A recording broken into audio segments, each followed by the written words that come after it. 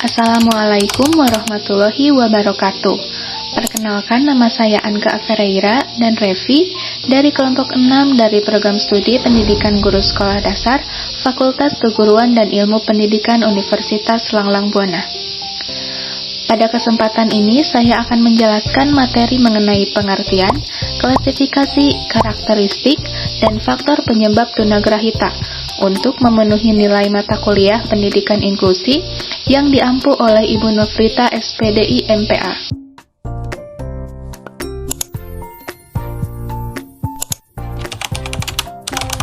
Pengertian tunagrahita.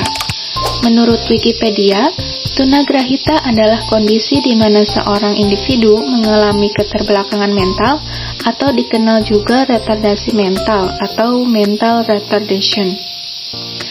Anak tunagrahita memiliki IQ di bawah rata-rata anak normal pada umumnya, sehingga menyebabkan fungsi intelektual mereka terganggu dan menyebabkan munculnya permasalahan-permasalahan baru pada masa perkembangannya. Tunagrahita juga adalah suatu kondisi anak yang kecerdasannya jauh di bawah rata-rata dan ditandai oleh keterbatasan intelijensi dan ketidakcakapan dalam komunikasi sosial. Anak berkebutuhan khusus ini juga sering dikenal dengan istilah terbelakang mental karena keterbatasan kecerdasannya. Akibatnya, anak berkebutuhan khusus tunagrahita ini sukar untuk mengikuti pendidikan di sekolah biasa. Klasifikasi tunagrahita berdasarkan fungsi intelektualnya terbagi menjadi 4 bagian. Yang pertama mild atau ringan. IQ-nya sekitar 55 hingga 70. Karakteristik anak pada kategori ini mengalami perkembangan fisik yang agak lambat dibandingkan dengan rata-rata anak seusianya. Mereka juga kesulitan untuk menyelesaikan tugas-tugas akademik di sekolah. Yang kedua ada moderate atau sedang. IQ-nya berkisar 40 hingga 55. Dilihat dari perkembangan bahasanya, anak memiliki kemampuan komunikasi yang sederhana, bahkan hanya komunikasi untuk menyampaikan kebutuhan dasar seperti makan, mandi, dan minum. Penampilan fisiknya juga menunjukkan kelainan sebagai gejala bawaan. Meskipun begitu, mereka masih dapat dididik untuk mengurus dirinya sendiri. Untuk mengurus dirinya sendiri, meskipun membutuhkan proses yang cukup lama. Yang ketiga ada server atau berat. IQ-nya berkisar 25 hingga 40. Di kategori ini anak tidak mampu untuk mengurus dirinya sendiri maupun melakukan tugas-tugas sederhana. Anak dengan tunagrahita memiliki gangguan bicara dan kelainan fisik yang dapat dilihat pada bagian lidah serta ukuran kepala yang lebih besar dari ukuran kepala normal. Secara keseluruhan, kondisi fisik mereka lemah karena mengalami gangguan fisik motorik yang cukup berat. Yang keempat ada profound atau sangat berat, tentang IQ-nya di bawah 25. Pada kategori terberat ini, anak menunjukkan kelainan fisik dan intelijensi dalam bentuk ukuran kepala yang membesar seperti hydrocephalus dan mongolis. Mereka juga membutuhkan pelayanan medis yang intensif karena kemampuan beradaptasi yang sangat kurang. Terlebih lagi, mereka tidak dapat melakukan kegiatan tanpa bantuan orang lain. Selain klasifikasi berdasarkan fungsi intelektualnya, klasifikasi tunagrahita juga ada berdasarkan perspektif pendidikan. Yang pertama, mampu dididik atau educable. IQ-nya sekitar 50 hingga 70. Yang kedua, mampu latih atau trainable. IQ-nya sekitar 30 hingga 50. Yang ketiga ada mampu rawat. IQ-nya kurang dari 30. Namun, klasifikasi ini jarang digunakan karena klasifikasi ini dianggap kurang sesuai, yaitu karena semua anak dianggap bisa dididik asal mendapat lingkungan yang sesuai. Lalu klasifikasi tunagrahita yang terakhir yaitu berdasarkan tingkatan dukungan yang dibutuhkan. Yang pertama ada intermittent. atau tidak selalu membutuhkan dukungan pihak lain dan hanya pada masa transisi. Yang kedua ada limited, atau membutuhkan dukungan pihak lain secara konsisten pada kondisi tertentu. Yang ketiga ada extensive, yaitu membutuhkan dukungan yang intensif untuk kegiatan sehari-hari di lingkungan tertentu. Dan yang terakhir ada pervasive, yaitu membutuhkan dukungan setiap saat di semua lingkungan.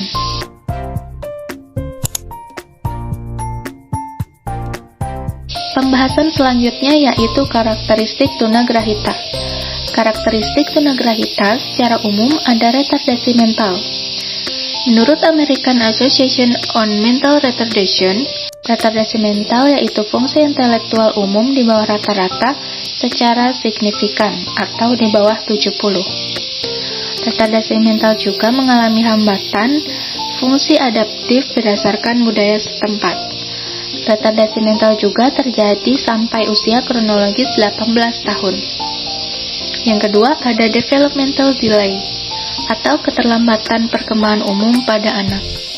Yang ketiga permasalahan sensorik, yaitu permasalahan pada penglihatan dan permasalahan pada pendengaran. Selanjutnya ada language disorder atau kesulitan berbahasa. Dan yang terakhir ada learning disorder atau kesulitan belajar.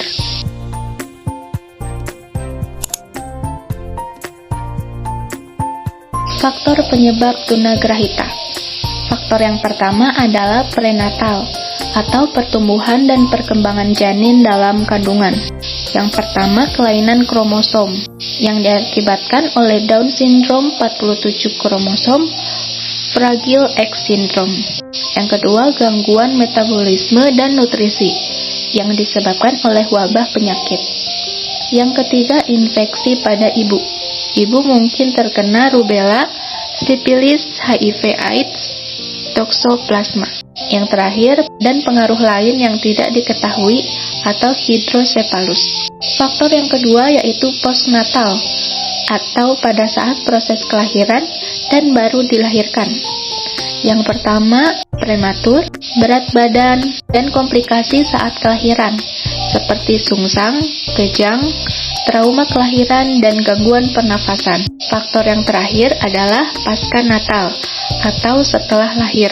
Yang pertama infeksi yang disebabkan oleh meningitis racun, sindrom Rey. Yang kedua meningitis radang selaput otak. Dan yang ketiga kerusakan otak.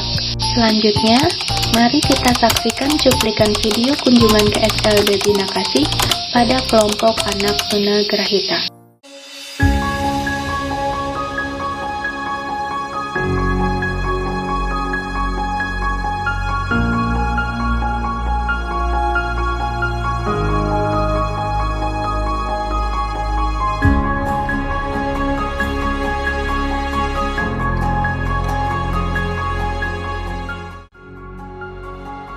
Saat berkunjung ke SLB Binakasi, saya berkenalan dengan seorang peserta didik tunagrahita.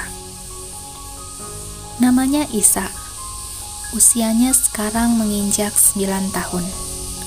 Dan ia sekarang berada di kelas 2. Isa mengalami retardasi mental karena berdasarkan fungsi intelektualnya, Isa berada di tingkat mild atau sedang, yang IQ-nya di rentang 55, sehingga ia kesulitan untuk menyelesaikan tugas-tugas di sekolah. Ia juga kurang menyimak saat guru sedang menerangkan, dan terkadang ia hanya ingin ceritanya didengarkan saat pelajaran sedang berlangsung.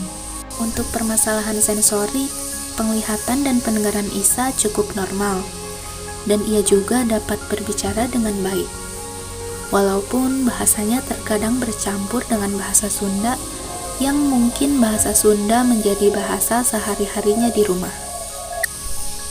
Meskipun Isa dapat berbicara dengan baik, Isa masih kesulitan dalam belajar atau learning disorder. Berdasarkan fungsi intelektualnya, Isa berada di tingkat ringan, yang IQ-nya adalah 55. Karena IQ-nya 55, Isa dalam perspektif pendidikan, ia mampu didik atau educable. Isa juga membutuhkan dukungan pihak lain secara konsisten pada kondisi tertentu. Misalnya pada saat ia belajar menulis. Pada saat ia belajar menulis, Isa harus ditemani dan diberitahu bila ada yang salah. Jika tidak seperti itu, ia tidak mau belajar dengan baik. Faktor yang menyebabkan Isa seperti ini karena pada saat ibunya mengandung atau pada masa prenatal. Saat mengandung Isa, ibu Isa mengalami depresi dan stres berat akibat rumah tangganya yang sedang ada masalah. Oleh karena itu, ibu Isa kekurangan nutrisi untuk memenuhi kebutuhan Isa di dalam kandungan. Pada saat sekarang ini, Isa juga sering mendapatkan pukulan dari ibunya karena mungkin ibunya kesulitan untuk mengurusnya. Kondisi fisik pada tangan sebelah kanannya juga sedikit menekuk, namun ia masih tetap bisa menulis. Untuk dampak pada pembelajaran, Isa masih kesulitan dalam membaca dan menulis. Tidak hanya itu, Isa juga kesulitan dalam menjawab pertanyaan saat guru melontarkan sebuah pertanyaan kepadanya. Di balik semua kekurangannya, Isa unggul dalam hal mewarnai. Ia juga sering didaftarkan untuk mengikuti perlombaan mewakili sekolahnya. Tak hanya itu, Isa juga anak yang sangat riang. Suasana dalam kelas akan mencair ketika ada dirinya. Anak berkebutuhan khusus bukan berarti mereka tidak berguna atau tidak mampu. Mereka hanya butuh bantuan, perhatian, pengarahan, dan pengakuan yang lebih dibandingkan dengan anak yang lainnya untuk bisa hidup mandiri.